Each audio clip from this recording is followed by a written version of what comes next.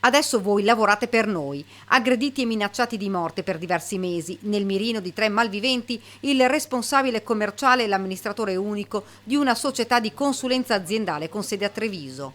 Questa notte è scattato il blitz dei carabinieri sotto la direzione della locale procura della Repubblica. 3 persone sono state arrestate con l'accusa di estorsione aggravata continuata. Un 54enne del veneziano e un 51enne di Gorizia sono finiti in carcere, mentre al terzo complice, un 45enne del Trevigiano, è stato imposto l'obbligo di dimora nel comune di residenza. Le indagini dei carabinieri di Treviso hanno messo in luce una realtà inquietante. Una infiltrazione violenta e ingiustificata in aziende di proprietà altrui da parte degli indagati, con metodi vicini a quelli usati dalla criminalità organizzata. Hanno messo in atto ripetute gravi minacce anche di morte e violenze fisiche a danno delle vittime e dei loro familiari se non avessero ottemporato a ingenti richieste di denaro. Nel maggio 2020, con la scusa di portare nuova clientela, i 3 avrebbero perpetrato un'ingiustificata violenta infiltrazione nelle aziende del gruppo. Prima hanno aggredito il responsabile commerciale della holding, percosso ripetutamente nel parcheggio della ditta,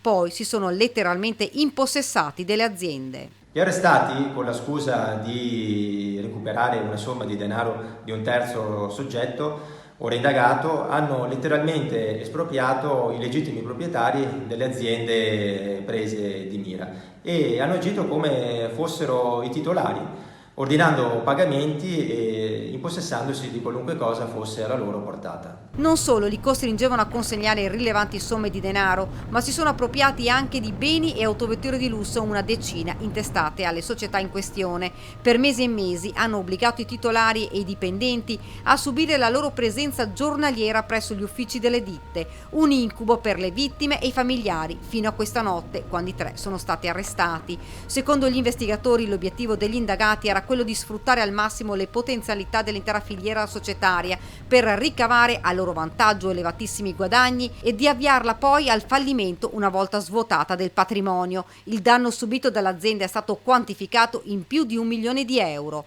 L'estorsione è un reato odioso, soprattutto se commesso con modalità di particolare aggressività e durezza, afferma il presidente Luca Zaia. Mi complimento quindi con i carabinieri e con la Procura della Repubblica di Treviso.